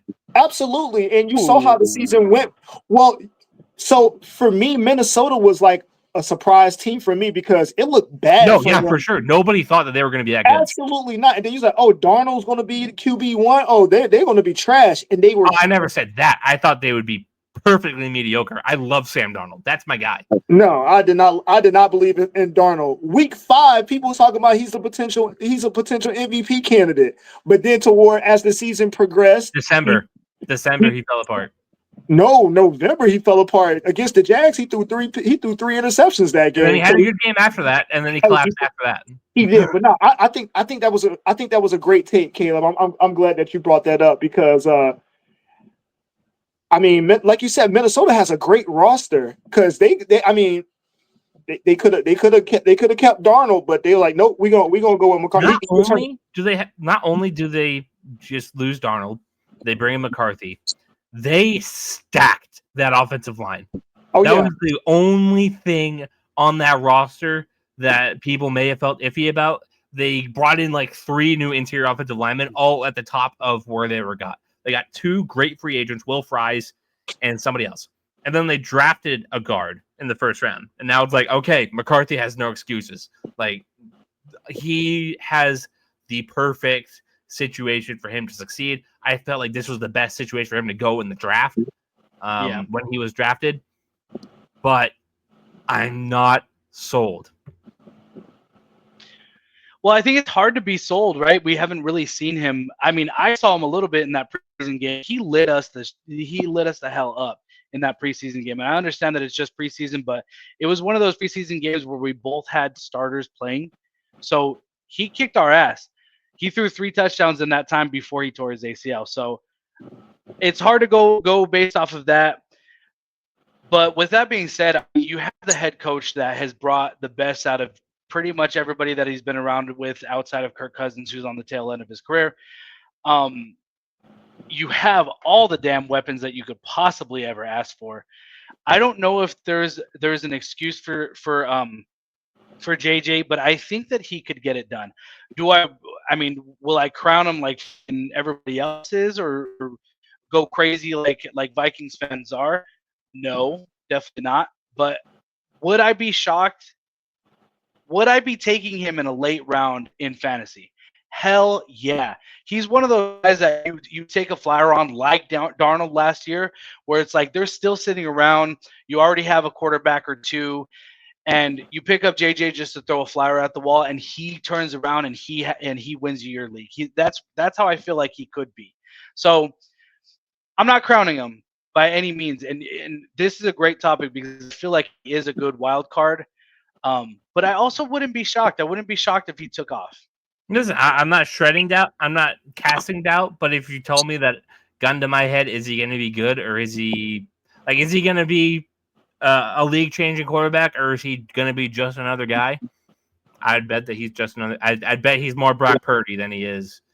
Brock Purdy Josh can get Allen. it done for you, though. That's the difference. Is that I totally get what you're saying, but Brock Purdy can get it done. Would you pay Brock Purdy $50 million at the 49ers? Hell no! Are you joking? Absolutely not. Absolutely not. Is JJ McCarthy going to be worth $55 million in a couple of years? I mean, every quarterback's going to be worth $55 million. Sure. If I'm a starting quarterback in the league, starting quarterback, I'd make $55 million. The going rate for quarterbacks is high right now. I mean, people. I am not excited for what Drake May is going to cost. Ooh. But hey, listen, let me segue into my hot take because you talked about. No, I asked for wild cards. I didn't ask for hot takes yet. Well, I mean, sorry, not hot take, but wild card. So my wild card is Detroit. Like the Detroit Lions let so many people down because they killed it throughout the season. People were already saying like they look like they're Super Bowl ready, and then they get to the playoffs and lose to Washington. So I guess they're the wild card for me because what are they going to do this season? I think they're going to be a good team, but when they get into the postseason, are they going to flop again, or will they potentially go back? Something to add: they lost both their coordinators. Yes, top line coordinators. They lost Ben Johnson, Aaron Glenn, and Ben Johnson. Yep. They lost a lot of assistants too that went with those. Terrell Williams, the coordinator for the Patriots. That's going to be big as well. So it was just it was a shock. How good is Dan Campbell actually? That's the question we're gonna get this year. Absolutely. I mean, but look at we talk about stat rosters. Detroit got some dogs on their team right now. So like, I mean, I feel like with One that of the type of longest talent, injury lists in the NFL last year. they were number one. They yeah, for sure. Oh they have a lot of injuries, but their roster is stocked. And I'm not saying that you can get any type of coordinator to work with the talent that they have, but I still feel like they're going to be a good team. But my thing is like once we get to the postseason, like I don't think anyone predicted Washington to win that game. So you think they're a lock for the playoffs? Yeah, I think they're a lock for the playoffs. I think they're going to win the division. I'm not sure. I agree. I think they're going to win the division again. I just want to see what they're going to do in the postseason. I think Isaac, you can really comment tough on either of us. Probably, I think we all had a conversation about JJ McCarthy, so you can comment about John's wild card. You can give your own. Like I said, it's a free run. Just to fit with that, I do think that they are a lock to make the playoffs. I think that they are going to be a good team because they have a good roster. They have one of the best rosters in the league. So you have to take that into consideration. Yes, coaching matters, of course, but when you have a roster that's as stacked as the lot, I think that they're going to be fine. Do I think that they're going to win the division? I think the Packers have something to say about that. I think that the Packers are going to be really, really good this season. I couldn't be more out on the Packers. I'm definitely not out on the Packers. All right. Wild card. I don't know how long this conversation is going to be. I don't think it's going to be that long because I don't know. Maybe I'll get some Packer or Bryce Young. I feel like the Carolina Panthers are primed to take a jump this season. Yeah, and I think Bryce Young. I mean, you went from 1 to 8 in the draft, and now you're going to go to like 12. That's crazy. I think Bryce Young could take a leap. Okay, that's it. I feel like if he's able to take a leap, and they do have pieces there, not great pieces, not superstar pieces, but I feel like they have enough pieces in a division that is pretty top heavy with just the Bucks, and the Falcons in a little bit. I think that they could take a leap to one of those 7 to 8 win teams where they're playing a lot of teams tough. Bryce Young for me is going to be the wild card. If he's able to make it happen, they're going to be decent. If he's able to make it happen, they're going to look like shit. So that's my wild card. All right. John, you have any colorful comments for Bryce Young? Or I think that was a great take as well, because if you look at last season, like Bryce Young he was starting to come along a little. I mean, once he came back from being benched, it was a totally different guy. Absolutely. Yeah. So just watching him towards the end of the season, I'm like, he's looking a lot better. And CJ Stroud was he was the first pick that draft or whatever. So not comparing him to Bryce Young, but CJ Stroud, he didn't do what a lot of people thought he was going to do. He had the quote unquote sophomore slump or whatever. But Bryce Young, I think that's a great hot take. I look forward to seeing what he's going to do this season, because I feel like he could possibly be a better quarterback than he's been, because he's been somewhat of a letdown. Just everything Carolina did to get Bryce Young, and then picking him and just watching his rookie season. So I think that's a good wild card. All right. Hot take. I do not. Okay, here's a better way to say this. The Miami Dolphins will be competing for the number 1 overall pick in 2026. Ooh. They are a team on the precipice of a culture disaster. Mike McDaniel was admitting to media last year that he was losing control of this locker room. Guys were showing up late. They weren't really caring. They were tuned out, and they once again finished pretty mediocre. Every year we talk about, is Tyreek Hill going to stick around? Is he going to retire? I think we're on the precipice of him saying, fuck you, I'm gone in the middle of a game like Antonio Brown did. Tua Tagovailoa, 1 concussion away from retirement, and I don't think he's very good anyway. That defense, one of their starting corners is goddamn Storm Duck. Like, I can't take that team seriously. They lost Javon Holland in the offseason.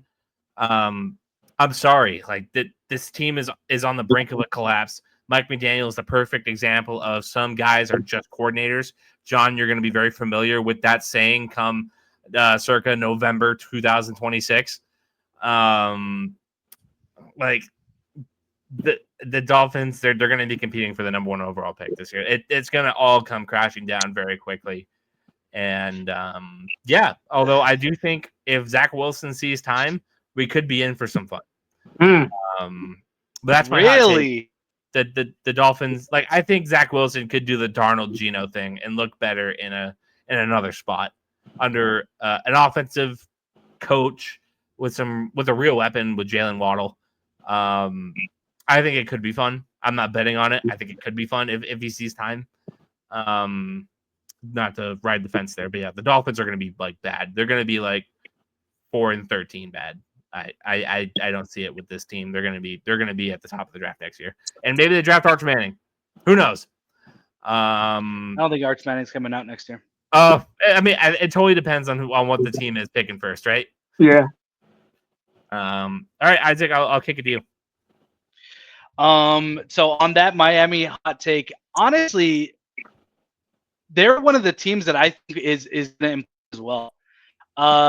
I know I forgot who I was watching, or maybe it was just a Mike McDaniel's press conference.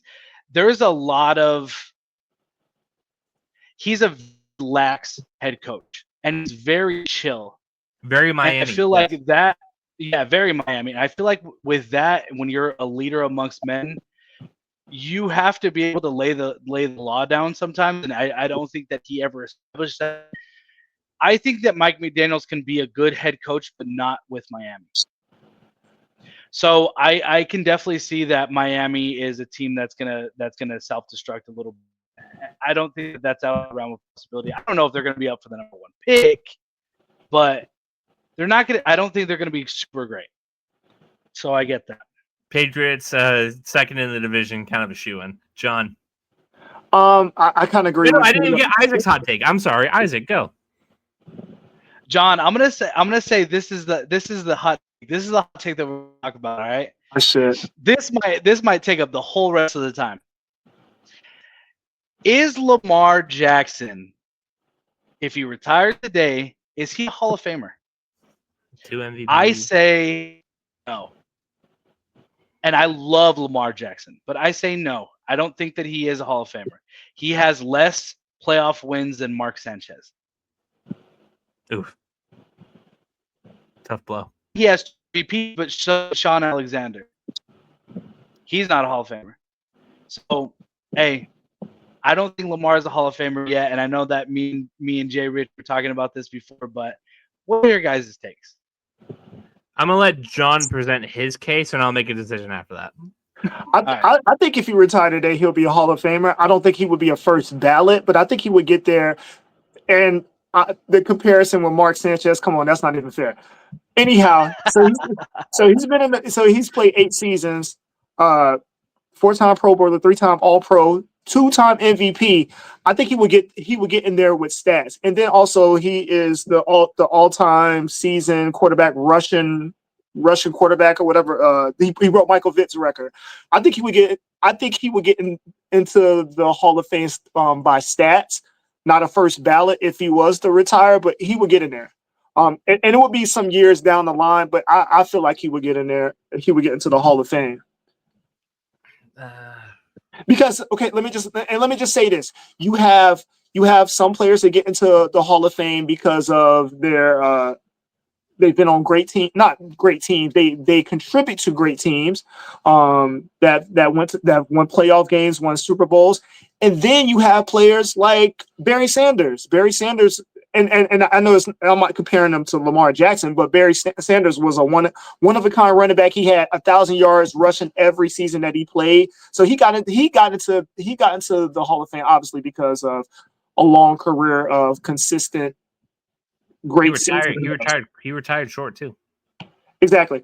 So and I honestly got a better comparison. Not a better comparison because he played for much longer, or not really. I guess in hindsight, Calvin Johnson. That's the player I was thinking about. Calvin Johnson he had a great career. What did he play? 10 seasons with Detroit? No, it was more like 8. It was 8? It was more like 8. Yeah. Oh. He was drafted in what, 2008? And he played till I like gotta look it up. 2016, 2017. I got it. 2007 to 2015, 8 years. 8 years. So Or 9 years, sorry. how many years was he? How many seasons? I mean, how many times did he get All Pro? 3 All-Pro first teams, 1 All-Pro second team. How many Pro Bowls? 5 or 6. How many Don't MVPs? count. No MVP votes. He got a 3rd place for Offensive Player of the Year. I rest my case, young Isaac. Quarterbacks don't are count. judged differently, which actually goes to John's favor. Like I think listen, I love the discussion for sure.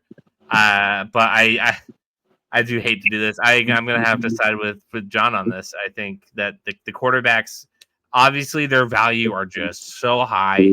Lamar Jackson, a transcendent talent, 2 MVPs. He needs to be better in the playoffs. Absolutely. If you want to talk about his all-time stature, like if you wanted to debate is Lamar Jackson a top 20 quarterback of all time, I think that's a better argument than he's not a Hall of Famer. I think that there are cases of guys worse than Lamar Jackson did less than Lamar Jackson at quarterback, and they still made the Hall of Fame. Like Matt Ryan, I think might make the Hall of Fame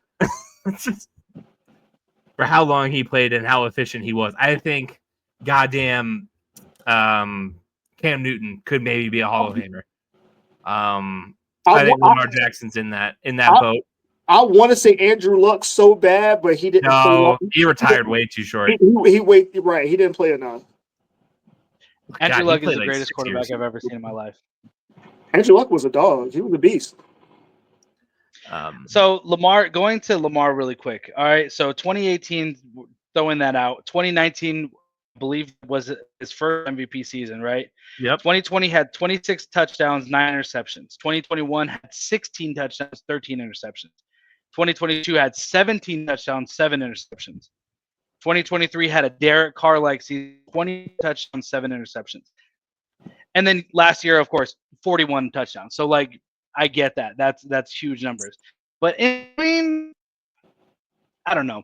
I think the biggest argument with is Lamar Jackson a Hall of Famer right now would be, and they always talk about this whenever they're presenting the Hall of Fame, can the NFL's storybook be written without mentioning Lamar Jackson? No. It absolutely could. You have to talk about the 2019 season. He had 1,200 rushing yards. No, John, you mean to say no, it couldn't be written without him? Yeah, now it sounds like you're disagreeing with me. Even yeah, though that came out wrong. So he's had 2 seasons. He's had 2 seasons over 1,000 yards rushing. You listen, that's amazing. And Michael Vick was my favorite quarterback, and so to see Lamar Jackson just surpass that with damn near ease, I wouldn't even be surprised if he get another 1,000-yard rushing. Oh, I wouldn't be surprised either. I think the Hall of Fame debate is it's not your best look if you want to argue. It's not look. It's not the best place to go if we want to really get into a harsh discussion about Lamar Jackson. I think it's when you talk about him as a top 20, 25 quarterback of all time.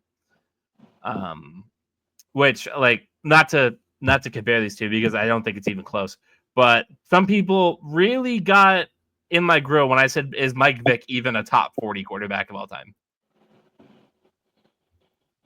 That's maybe a conversation for a different day. Yeah, that might be a conversation for a different day because I was going to bring up Mike Vick, but I was like, nah, we're talking about Lamar Jackson. I'm just going to stick with Lamar Jackson here. I don't know if I can name. I think I could name 40 quarterbacks that all time that are better than Mike Vick. But John, do you have a hot take for us? Yes, I have a hot take. My hot take is Kansas City, their dominance is over. Sounds a lot like Patriots discussion circa 2013. I feel like Kansas City will probably still go to the playoffs, but I feel like we won't see them in the Super Bowl for a while. I feel like that. I feel like that was it for them last season. Right, because the Jaguars are going to make it, right? Hey, listen, I didn't say all of that, but the AFC got some dogs, and I feel like Kansas City just. I can see them declining. I still feel like they'll be a good team, but I don't see the dominance that we've seen for the last however many seasons with Kansas City. I feel like it's going to be some more teams. Buffalo might see Buffalo finally get to where they want to get to. You got Baltimore, Rodgers. Cincinnati. So I'll tell you, man. People want to talk about Lamar Jackson like puking on himself in the playoffs. Josh Allen doesn't have that problem. He plays Patrick Mahomes very well in the playoffs. His team doesn't. So that's my hot take. Listen, I'd put Josh Allen in the Hall of Fame before I put Lamar Jackson. If you want to put my feet to the fire, whoa, I would. That's bold.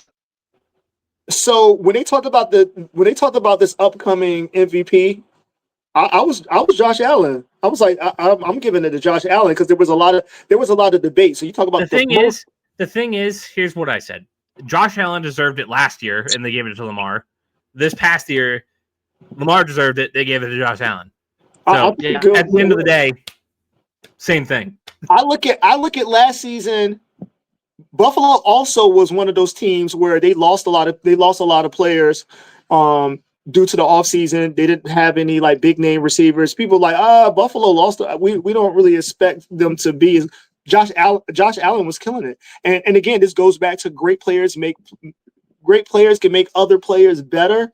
And he just dominated the whole season. So for me, that's the most valuable player of the team. We watched what Josh Allen did throughout the regular season. If we're going by definition of what an MVP should be, I am right in agreement with you, but we haven't done that in a very long time.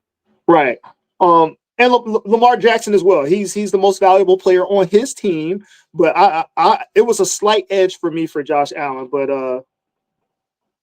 it was close. And you said the Chiefs aren't going to be in the Super Bowl again anytime soon. I don't think they're going to go to. I'm not confident enough to say that because listen, people said it about the Patriots over and over and over again, and then they just ripped 3 more before it was time to say goodbye.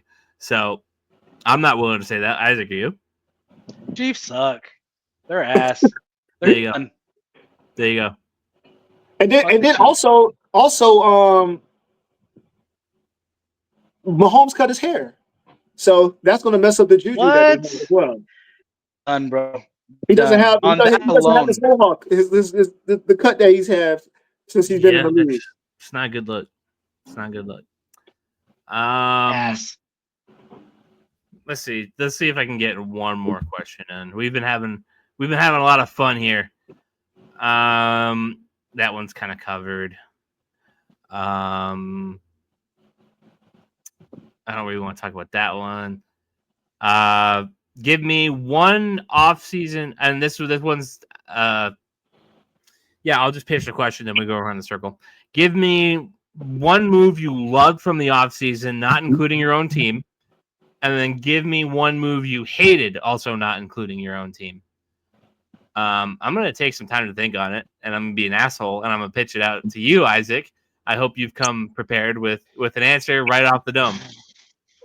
One move that I loved. All right. I'm gonna give you this really quick.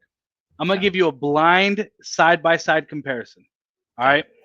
Maybe the lead up. Actually, no, I'm not even gonna say that. I'm gonna give you a blind side-by-side comparison. Quarterback A that's like what I did with John and Trevor Lawrence and Daniel Jones. That's crazy. Quarterback A had 3,928 yards, 26 touchdowns, and 11 interceptions. Quarterback B had 3,897 yards, 28 touchdowns, and 11 interceptions. Who are those quarterbacks? Geno Smith and Derek Carr. Derek Carr wishes he had a 28 touchdown season. Was one of them Geno Smith? Was was last season? Last season. Is one of them Justin Herbert? Was that? Is one of them Justin Herbert? Nope. Quarterback A had 3,928 passing yards, 26 touchdowns, 11 interceptions. That was Patrick Mahomes. Quarterback B, 3,897 yards. 28 touchdowns and 11 interceptions. Pretty identical, right? Yeah. Aaron Rodgers. I was about to say one of them being Aaron Rodgers. Yeah. I think Aaron Rodgers to the Steelers is going to make them very, very competitive. I think that they have enough pieces there to finally get over the hump. And if not, I think Tomlin's good. Like I was saying earlier, I think that this was an all-in. I'm putting all my chips on the board, and if this doesn't work out, it would certainly fit your conversation of this being a very not Steelers team because the Steelers don't fire coaches. They're throwing their shit at the wall right now to see what sticks. And if this shit does not stick, I think Tomlin's gone, bro. And I know that's crazy to say because they don't fire coaches exactly like you said, but this is it. There's 2 minutes. They've gone through a lull of not winning, getting out of the first round. And I feel like, and John and I were talking about this a couple weeks ago. Mike Tomlin won a Super Bowl with Cowher's guys. One sense. So, as much as I love Mike Tomlin, he grossly underachieved with Ben, Bell, and AB. I get that you were playing Belichick in the AFC Championship, but there were some teams that you shouldn't have lost to. I agree, 1,000%. Like that Jags trash team. Yeah, absolutely. Imagine losing to Blake Bortles in the playoffs. Give me a fucking break. Imagine losing to freaking Tim Tebow. Hey. Yeah. Oh, was that Mike Tomlin? It was, huh? Yeah. Yeah, it was Tomlin. Crazy work. God, so, I would love to go down like the Steelers playoff losses during that era. Only one of them was to New England. Cleveland, all that stuff. So yeah, with that being said, lose to Cleveland the COVID year. That being said, I think Aaron Rodgers has to be it. He has to be it. If he doesn't work this one season, I think they blow the whole thing up. TJ Watt to the Patriots? ? TJ to the opposite Max Crosby. Let's make it fucking happen, dude. That's one way to take the division. What about a move you hated? That I hated. This one was a lot tougher. Sam Darnold to the Seahawks. Did you hate that one? No, not necessarily. I mean, they needed it, right? I don't know if I hated it. One move that I hated, and we're gonna go back to draft, is the Cleveland Browns selecting Dylan Gabriel and then selecting taking two quarterbacks. Yeah, that was crazy. What is the thought process behind that? Like, I just want to know. And like I said, John and I have talked extensively about the draft, and I know that it was months away, so we don't have to really get into it. But what is the thought process behind your draft? You trade down when you have Travis Hunter, you get Mason Graham. I loved Mason Graham. I really loved Mason Graham, but you're still getting an undersized defensive tackle that you're not for sure on when Travis Hunter's there. Then you kind of lull through the draft a little bit, get Dylan Gabriel, and then Shedeur. It just didn't make sense. Like, Cleveland Brown does everything that they could possibly do to get in their way sometimes. I don't get it. I really don't. So that was my dumb move. That's definitely not a bad one. John, give me a move you loved and give me a move you hated. A move that I love, I like the Texans. Well, I don't like it because it's my division, but the Texans is our barrier in my division. But picking up Nick Chubb, I love that for them. I hate it for the Jags and everyone in our division, but I think that was a good pickup because they already got Mixon. Mixon shows some inconsistencies, but if Nick Chubb, if he plays even just, if he stays healthy throughout the season, that's going to be a problem. So I think that was a great pickup for the Texans, low risk. So I love it. I love and hate it. I know we said moves that you love, but I was just thinking about I didn't want them to sign because when I saw that he was about to go work out for him, I was like, fuck, Nick Chubb in our division. So if he stays healthy, that's going to be a problem. So I'll go the love with that. The hate, That's a hard one. I'm just trying to think of moves that I hate. I'll probably say Tyler Lockett to the Seahawks. I can't think of any anything off the top of Tyler my head. Lockett's been on the Seahawks. Do you Not, mean I'm sorry, Tyler Lockett to the Lockett Titans? to the Titans. You think he's washed? I think he's washed. Receivers. It's a I guess people say the receivers go to the Titans to die or whatever, and like Tyler Lockett going to the Titans. Not a bad take. because they. I don't really care because they're in our division. I feel like they're going to be the worst team in our division. But Tyler Lockett, I mean, he had a great season with Seattle, but going to Tennessee, I don't know what the expectation that they're going to get from Tyler Lockett at receiver. But I hate I said this is a hate, but I also love it too because they're not a threat to my team. Speaking of not being a threat to my team, okay, go Isaac. Sorry, I was just gonna say I think your team is a threat to your team. Yeah, I can agree with you on that. But let me just say this real quick because I was looking around the league real quick. Stop hating on Liam Cohen, damn it! But I do like this. I do like this for you, Kaleb. Josh Dobbs is a backup. He is a solid ass backup quarterback. I like Josh Dobbs. So that's a great pickup. God forbid Drake May gets hurt, but Josh Dobbs will get the job done at a backup. I mean, he's been a journeyman throughout the league, but yeah, he's pretty much just Brian Hoyer with alopecia. Like pretty much. But that's a solid backup. But ask me about how I feel about Brian Hoyer. Fucking love him. Great podcaster, media guy too. I'm a Brian Hoyer guy. Brian Hoyer was like your third string quarterback. Don't blame that shit on him. Right. I blame it all on him. At least he didn't blame Jimmy G. He's too handsome to blame. Oh my god. Move I loved in a really sinister kind of way. Justin Fields to the Jets because I know we're winning twice. Love that move. I did the same thing. So yeah, love that move for us. I'm not worried about the Jets and the quarterback again. I was more worried about 40-year-old Aaron Rodgers off of an Achilles tear than I was about Justin Fields. Let me tell you. I think you're gonna regret that. Record me and post it. Justin Fields will suck, and he's not going to be the Jets quarterback in 2026. Hey, this is going on YouTube with you saying that. So they're paying him 2 years, $20 million. You think that they paid him because he's good, or because you paid him because he's a body? He's making backup money because he's a backup. He sucks. Damn. Throw the hat. Listen.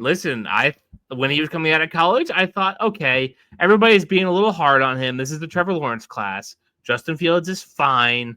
Like this whole one read thing is overhyped. It's not going to be a problem in the NFL. It damn sure was a problem in the NFL. He can't read a field to save his life, and maybe that's because he's had bad coaching his entire tenure. But he couldn't get back up. He couldn't beat out a washed-up Russell Wilson when everybody and their grandmother, including here in this podcast right now, thought that Russell Wilson was cashed. He could not see the field once Russell Wilson came back. And listen, they were like, this dude's had a winning record, and they still changed it because he wasn't playing well. He sucked, and he sucks. And the Patriots got 2 free wins right there. So I love that for us. I love that Justin Fields signing. Justin Fields should have been my hot take because I think he might have an okay. I think he might have an okay season. I don't think he's for him or okay NFL. I don't think he's going to have a bad as a season as you think he's going to have. Let me just say that. I feel like Justin Fields. Again, even if he has a good season, the Jets are still the Jets. They're going to find ways to lose those games. Whether that's because of him, possibly, which I think it will be, or if it's because of Jetsian issues. Woody Johnson can't get out of the building. Things like that. But yeah, I am very happy with that Justin Fields signing. Patriots got 2 free wins right there in my books. A move I hated. I mean, I hated Liam Cohen getting a job. But we've talked about that enough at this point. A move I hated. I mean, I guess I'm gonna rip on everybody's team in here. I didn't like taking Ashton Genty at 6. Taking a running back in the top 10 of the draft feels crazy to me. What? Especially when you're the Raiders and like you have more pressing needs than that. So didn't love that. I mean, what were the more pressing needs though? What were they? I want to know that. And what were the Geno more Smith's pressing not needs going to live of forever. value? Now that a quarterback was there to be had. Quarterback at 6. Yeah, that's what I'm not saying. Not that there was a quarterback to be had. That's not your fault. And you could go offensive line or whatever in that line for sure. You guys could have used Membu as much as I think that he's just going to be the next Mekhi Becton. Raiders depth chart. I don't even know the roster that well. Wide receiver. Jacoby Myers is your wide receiver 1. Give me a fucking break. I saw how that went. Which one are you taking? Not good. Ted McMillan at 6. The secondary, it's not great. Jeremy Chin. I mean, is he good? Yeah, he's gonna be solid. He was solid. Hasn't been so far. Landon Roberts is your starting linebacker now.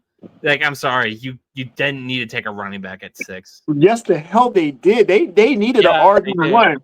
Me and Isaac had this conversation. Yeah, and they grow off fucking trees. No, Genty's is different. Genty's and Saquons and Bijans and all those people, they don't grow on trees. Guess what? He's gonna end up just like Saquon did, and gonna have to leave to go have success elsewhere. That is such a weird, wild assumption. That's just like saying Drake May is just gonna end up like Jimmy G did. Like you don't know that. Well, Jimmy G did not have the tools that Drake May does. Drake May is gonna end up just like higher Anthony for Richardson. Jimmy G, but the ceiling is much higher for Drake May. Like, if you wanted to say Drake May is gonna end up like Zach Wilson, okay. As I punched the pop filter off my microphone. Yeah, he's gonna have to leave a bad team to go find success elsewhere, just like Saquon did. As a elite, damn well that this Raiders team is different. This Raiders team, I don't. They're not a bad team. I don't know that they're different. I'm not as tuned in as you. I'm not either, but again, when talking about the draft and the beginning of the season, I'm like, y'all probably going to get Genty. And this was the conversation that me and Isaac had before. I said, I think y'all going to get Genty if the Jags don't get him, because listen, Genty to the Raiders is such a Raiders pick. I think it was. It fits the build. Fuck the position of value. We're just going to get the flashiest guy. Sometimes it works. Brock Bowers. Sometimes it doesn't. They couldn't. I don't think they wouldn't have gone that high for a receiver. So I think Genty was the smartest move they could have did at that pick. Go best player available, and Genty was the best player available. Absolutely, we went best player available when Brock Bowers was up there. It turned out fine. Yeah, and that worked out. I just don't like the value of running back at 6. I never have. I never will. Well, you're a Patriot fan. No shit. Like that makes total yeah, we won sense 6 Super Bowls, not by drafting a running back in the first round. Both times they fucked it up. Sony Michel blew. Yeah, just by, having Tom Brady and having Bill Belichick. Get the quarterback. Anybody can do get that the quarterback, get Tom the coach. Brady and Bill Belichick. I would have taken Kelvin Banks in that spot. I would have taken Membu in that spot. If you want it, like I'm not a Membu guy. Some people are. Taking Kelvin Banks at that spot over Ashton Genty, probably. Yeah. What? I wouldn't take Tyler Booker. He's a guard, but Kelvin Banks. All right. Well, I hope you guys had a good podcast. I don't hate that move. Like, it was just a move that came up. I could see it working out, but I don't think it will. Right now is that you hated the move. I don't get the move. I get the move because it's the Raiders, but I just wouldn't do it. I wouldn't do it in that spot. Like, Ashton Genty's a really good player. He was probably the best player in the draft, but I care about position of value a lot. Yeah, we should have. Running backs don't win you. Running backs haven't won championships since like the Reagan administration. Like, it's been a while. The Eagles. Why didn't we stick with Zamir White as our Eagles running back? did it with Saquon because they already had a great foundation laid out. I forget. I didn't hear the question. I said, yeah, we should have just stuck with Zamir White at running back. No, not at all. Not at all. I'm not saying don't upgrade from Zamir White. You just can go positional value though, so that that was still good. Great running backs went in the second round. Quidshawn Judkins and Travion Henderson went in the second round. They are really good running backs, and I'll give you that 1,000%. And I think that they will be good, but they're not fucking Ashton Genty, bro. They're not. They're not Ashton Genty. What is, like, you know how baseball has the WAR rating? What is the WAR rating on running backs? What is the wins above replace? Like, what is Saquon worth in comparison to? Give me an average running back. Somebody throw out a running back name. That's just fine. Tony Pollard. What is okay? Fine. What is, like, as far as wins? How many wins does Saquon provide to an average team versus Tony Pollard? Are you joking? What good is Saquon on an average team? Are you joking? What good is Saquon on an average team? Compared to Tony Pollard? They're both going to end up with 8 wins at the end of the year. They're both going to end up with 8 wins at the end of the year. On the average team? Yeah.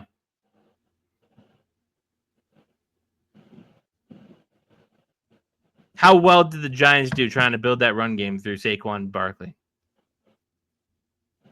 How well did that go? One playoff run? One playoff run? With Daniel Jones at quarterback and fucking Saquon carrying the team. Yeah, that's what happens when you invest highly in a running back. You project them to carry through your team. Yeah, but the only difference is that the Raiders don't have Daniel Jones. Yeah, just the 36-year-old Geno Smith, who I'm sure is just going to continue this amazing pace at 36 years old or however old. John, would you rather have Geno Smith or would you rather have Geno Smith Drake May right now, this very second? You said Drake May. You said, would I rather have had Geno Smith or Drake May? Right now. Right now. Put them on the Jaguars. Who you want on your team? Who do you want on your team, John? That's actually one season. This one season, you have one season with the Jaguars right now. Would you rather have Geno Smith or would you rather have Drake May today this one season? If you're just giving him one season, then yeah, but he's still going to end up with like 6 wins. So if I'd rather have Trevor Lawrence. I'm gonna give the slight edge to Geno. How great do you feel about it? I mean, because I had to really think about that, and I had to think about just the experience that he will bring. And Geno Smith has a lot left in the tank. He's a serviceable quarterback. I think he's serviceable. I don't think there's a lot left in the tank. What is he? Okay, so what is he? Where has he had tread off the tires? I guess is what I'm saying. Like, you're saying this about Geno Smith, but like, it's not like he's played all of these seasons. There's not that much tread off the tires, and that's the good thing about Geno is he hasn't played much. In the seasons that he has played, he's played well. Right. So it's not like a quarterback that is in his 13th year that has played 13 years and has 13 years of tread on the tires. He doesn't. And let's not forget, he had a 30 plus touchdown season like a season or two ago. 3 seasons ago. That was 3 seasons ago? Okay. His first year in Seattle, or as the starter. No, 2021 was the first year as a starter, and he missed. Oh, yeah, he got hurt early, didn't he? Yeah. 2022, he had 30 touchdowns. 20-9 after that, very Derek Carr-esque. 2024 stepped it up a little bit in the yards, but still touchdown. Those 23 and 24 were without Pete Carroll. That's true. It was also without Pete Carroll. Maybe you're onto something. I don't know. Pete Carroll, every time he's taken a year off of football, has come back. When he took the year off after the Patriots, right? He went to USC. What happened? So we'll see. We'll see what happens. I trust Geno. I believe in Geno. And I believe in Genty for damn sure. You gotta. 1000%. He's your first round 6th overall pick. If he doesn't work, you're fucked. Nah, I don't think. I mean, this isn't 1988 anymore. First round picks. Trust me, we've had a lot of them, and you don't necessarily mean that you're fucked. But does it suck? Yeah. Being the Raiders also, means you you're have to fucked. remember this was a down draft. This wasn't a super. This was a down spectacular draft. There was a lack draft. of blue chip talent. So missing in the 2013 first round is a lot different from missing in the 2016 first round. Yeah, I'll even give you one better: the 2024 first round. Facts. Okay. For offensive talent, anyway. Defensively, it was kind of a hit or miss draft. I mean, I would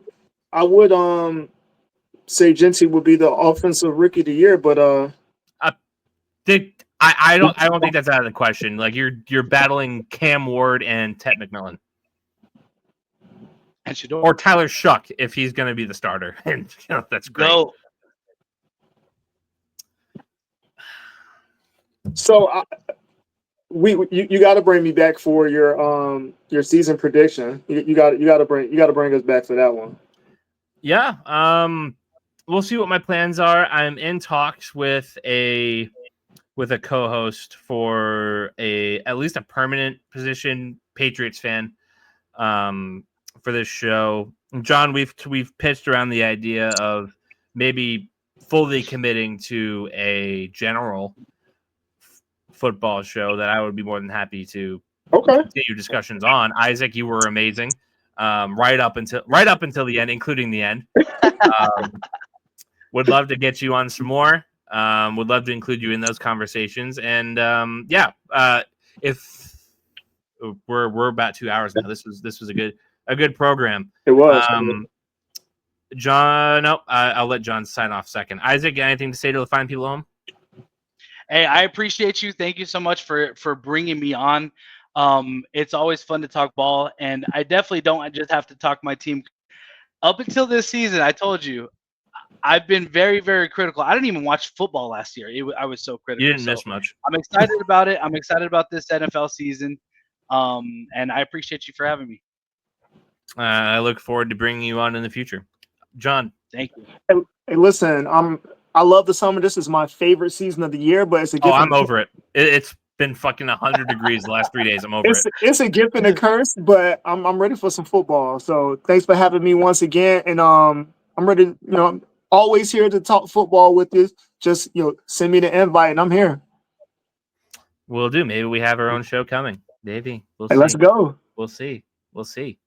All right, fellas. Thank you all for coming. Thank you all for watching at home. Make sure you like and subscribe. Make sure you follow the show on Facebook. We'll see how active I am with the page this year. Kind of a vibe feel. Am I gonna be serious, or am I just gonna dick around, do a podcast once a week, say here it is to my 15,000 followers? Not to plug myself here. All right, folks. We will see you all super soon. Have a great night. Go Pats. Peace. You know the deal.